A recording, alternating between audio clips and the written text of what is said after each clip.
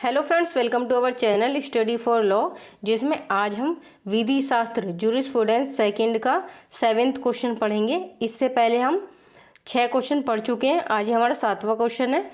ये question LLB second semester plus other semester, जिनके semester में भी जूरिस्प्रूडेंस पूछी जाती है और ये क्वेश्चन पूछा जाता है उन सभी के लिए। ठीक है, क्वेश्चन है हमारा, निहित स्वामित्व तथा समाश्रित स्वामित्व की परिभाषा देते हुए दोनों में अंतर स्पष्ट करें। डिफाइन वेस्टेड ओनरशिप और कॉन्टिजेंट ओनरशिप, और इन दोनों में जो डिफरेंस है वो बताना है। ठीक है, ये क्वेश्चन सबसे ज़्यादा 10 नंबर और 20 नंबर में पूछा जाता है, निहित स्वामित्व और समाश्रित स्वामित्व।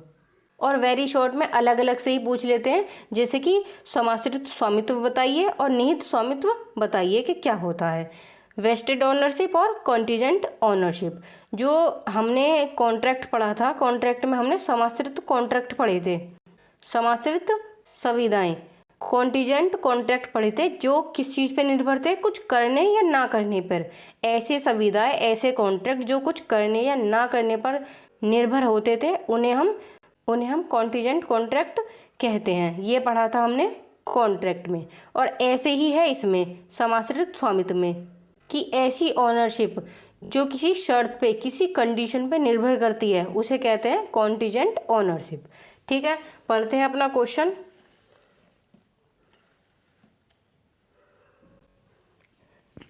निहित तथा समाश्रित स्वामित्व। निहित स्वामित्व, स्वामित्व या तो निहित होता है या समाश्रित होता है। जो स्वामित्व है, जो ओनरशिप है, या तो वो वेस्टेड होती है या फिर कॉन्टिजेंट होती है। यदि स्वामित्व प्राप्त करने संबंधी सभी बातें पूर्ण हो जाती हैं तो वह स्वामित्व, निहित स्वामित्व, वेस्टेड ओनरशिप कहलाती है।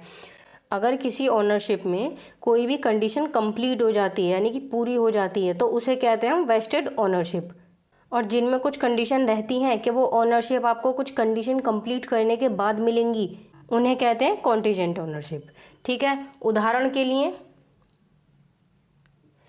उदाहरण जैसे यदि कोई व्यक्ति अपनी संपत्ति किसी दूसरे व्यक्ति को अंतरित यानी कि ट्रांसफ़र कर देता है। कोई व्यक्ति है, अगर अपनी संपत्ति वो किसी को डायरेक्ट ट्रांसफ़र कर देता है तो दूसरे व्यक्ति को उस संपत्ति पर निहित स्वामित्व प्राप्त हो जाता है। एक व्यक्ति जब दूसरे व्यक्ति को कोई अपनी संपत्ति ट्रांसफ़र कर देता है, डायरेक्ट उसको दे देता है, और उस व्यक्ति को उस संपत्ति पर कंप्लीट राइट प्राप्त हो जाता है, तो उसे कहते हैं निहित स्वामित्व, यानी कि वेस्टेड ओनरशिप। परंतु यदि स्वामित्व प्राप्त करने संबंधी कुछ बातें घटित हो जाती हैं, लेकिन कुछ बातों का होना या न होना शेष रह जाता है, तो ऐसा स्वामित्व समाश्रित स्वामित्व होता है। और अगर किसी ओनरशिप में कोई भी ऐसी कंडीशन है जो पूरी नहीं हुई है या फिर उसका होना बाकी है, तो ऐसी जो ओनरशिप होती है वो होती है समाश्रित स्वामित्व। इसको आगे एग्जाम्पल से समझते हैं। उदाहरण के लिए, ये उदाहरण है समाश्रित स्वामित्व का, कॉन्टिजेंट ओनरशिप का। यदि कोई व्यक्ति अपनी वसीयत में यह उल्लेख करता है, कोई व्यक्ति अपनी वसीयत में यह लिखता है कि उसकी मृत्यु के पश्चात उसकी जायदाद उसकी पत्नी को सौंपी जाए। जब उस व्यक्ति की मृत्यु हो जाएगी तो उसकी जो जायदाद है, उसकी जो प्रॉपर्टी है, वो उसकी पत्नी को दी जाए, तथा पत्नी की मृत्यु के पश्चात, पत्नी की मृत्यु के बाद वह जायदाद कै को सौंपी जाए। और यदि कै की उस समय तक मृत्यु हो जाए तो उसे खे को सौंपी जाए। तो उस दशा में कै और खे दोनों ही उस संपत्ति के समाश्रित स्वामी होंगे। अब यहाँ पर जो प्रॉपर्टी है उसमें कंडीशन है कि अगर इसकी मृत्यु होगी, पत्नी की मृत्यु होगी, तो ये प्रॉपर्टी जाएगी कै के पास, और कै की मृत्यु हो जाती है तो ये प्रॉपर्टी जाएगी खे के पास। तो ये जो अधिकार है, जो इसके बाद, इसकी मृत्यु के बाद पत्नी को, पत्नी की मृत्यु के बाद कै को, और कै की मृत्यु के बाद खे को, तो ऐसे ओनरशिप को कहते हैं समाश्रित स्वामी, जिसमें कि इसको कै को और खे को डायरेक्ट राइट नहीं मिला है प्रॉपर्टी पे। किसके बाद मिला है? किसी की मृत्यु के बाद। जब प्रॉपर्टी डायरेक्ट ट्रांसफ़र कर दी जाती है तो उसे कहते हैं निहित स्वामित्व, और जब प्रॉपर्टी एक वसीयत द्वारा किसी के नाम की जाती है तो उसे कहते हैं समाश्रित स्वामी। ठीक है। इसके बाद ये इसी उदाहरण का पार्ट है। क्योंकि कै को संपत्ति तभी मिलेगी जब वसीयतकर्ता की पत्नी और कै उस समय जीवित हों, इसी प्रकार कै को संपत्ति तभी मिलेगी जब वसीयतकर्ता की पत्नी और कै दोनों की मृत्यु हो जाए।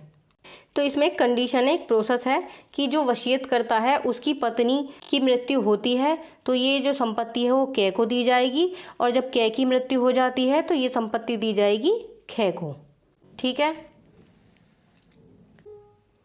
तात्पर्य यह है कि समाश्रित स्वामित्व में संपत्ति का स्वामित्व किसी विनिर्दिष्ट अनिश्चित घटना के घटित होने या न होने पर ही स्वामी में निहित होता है। जो ये ऑनरशिप है, समाश्रित ऑनरशिप जो है वो तब मिलती है किसी को जब उसमें कोई जो घटना होनी होती है, जब वो हो जाती है तब उसको वो राइट मिल जाता है। जैसे अभी हमने एक उदाहरण में, एक एग्जाम्पल में पढ़ा था कि अगर कोई व्यक्ति कोई वसीयत अपनी पत्नी के नाम पर करता है कि उसके मरने के बाद उसकी जो वसीयत है वो उसकी पत्नी को मिलेगी और उसकी पत्नी के मरने के बाद किसी और को मिलेगी, तो ऐसे जो अधिकार हैं उन्हें कहते हैं समाश्रित स्वामित्व, कॉन्टीजेंट ऑनरशिप। स्वामी का समाश्रित स्वामित्व विनिर्दिष्ट घटना के घटित होने या न होने पर ही निहित स्वामित्व में परिवर्तित हो जाता है। जब ये कोई घटना हो जाती है, जब कोई ऐसी घटना हो जाती है जिसके होने के बाद ही किसी को कंप्लीट राइट मिलेगा, समाश्रित स्वामित्व मिलेगा, तो तब वो राइट जो है वो निहित स्वामित्व में बदल जाता है। ठीक है, आगे देखते हैं। अब है इन दोनों में अंतर, निहित और समाश्रित स्वामित्व में अंतर भी आपसे एग्जाम में पूछा जाता है। निहित स्वामित्व किसी शर्त की पूर्ति पर निर्भर नहीं होता। जो निहित स्वामित्व होते हैं इसमें डायरेक्ट क्या होता है, डायरेक्ट ट्रांसफ़र कर देते हैं प्रॉपर्टी का, इसमें कोई भी शर्त नहीं होती। और जो समाश्रित स्वामित्व होते हैं इसमें कोई ना कोई घटना होनी चाहिए, जब कोई घटना हो जाती है उसके बाद किसी को ऑनरशिप मिलती है। इसके लिए आप वसीयत वाला एग्जाम्पल याद रखना। निहित स्वामित्व में अधिकार का तत्काल सर्जन हो जाता है और जो समाश्रित स्वामित्व होते हैं उसमें अधिकार किसी घटना होने के बाद मिलता है। निहित स्वामित्व में अधिकार अंतरणीय होता है, जबकि समाश्रित स्वामित्व में ऐसा नहीं होता। इसमें डायरेक्ट अंतरण नहीं करते हैं, डायरेक्ट जो प्रॉपर्टी है उसको ट्रांसफ़र नहीं करते हैं, वो एक वसीयत द्वारा या फिर कोई घटना होने के बाद किसी को मिलती है। इसके बाद है निहित अधिकार में पूर्ण स्वामित्व होता है। जो निहित अधिकार होता है उसमें किसी को कंप्लीट राइट मिलता है, और जो समाश्रित स्वामित्व होता है वो किसी घटना होने के बाद उसको पूरा अधिकार कब मिलता है, जब कोई घटना हो जाती है। लेकिन इसमें किसी घटना का होना जरूरी नहीं है, इसमें डायरेक्ट अधिकार मिल जाता है और इसमें अधिकार मिलता है किसी घटना होने के बाद। बस यहीं तक था ये क्वेश्चन, निहित स्वामित्व और समाश्रित स्वामित्व। बहुत इजी क्वेश्चन है, इसमें बस आपको दो ही चीज़ें याद रखनी है, एक निहित स्वामित्व और समाश्रित स्वामित्व। जो निहित स्वामित्व होते हैं उसमें कंप्लीट राइट मिल जाता है। कब मिलता है, जैसे कि कोई संपत्ति है उसको डायरेक्ट आपने किसी के नाम पर ट्रांसफ़र कर दिया है तो उसमें आपको एक कंप्लीट राइट मिल जाता है, उसे कहते हैं निहित स्वामित्व। और जो समाश्रित स्वामित्व होता है इसमें किसी घटना के होने के बाद आपको राइट मिलता है। जैसे हमने वसीयत वाला एग्जाम्पल देखा था, सबसे ज़्यादा पूछा जाता है आपसे समाश्रित स्वामित्व, वेरी शॉर्ट में और शॉर्ट में आपसे समाश्रित स्वामित्व सबसे ज़्यादा पूछा जाता है, तो इसको याद रखना। निहित स्वामित्व कम पूछते हैं वेरी शॉर्ट में, समाश्रित स्वामित्व ज़्यादा पूछते हैं। इसको अच्छे से पढ़ लेना। इसके लिए एक एग्जाम्पल ये वाला याद रखना, वसीयत वाला। ठीक है, बहुत इजी क्वेश्चन है, कुछ भी नहीं है इसमें, एक कहानी की तरह है।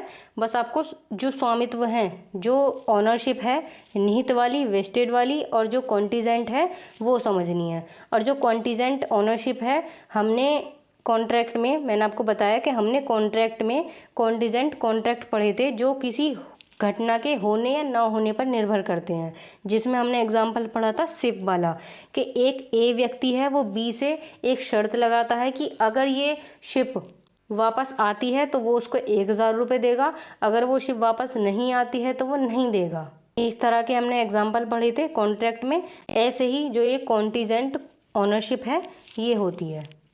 ठीक है, मिलते हैं अगली वीडियो में नए क्वेश्चन के साथ बहुत जल्द।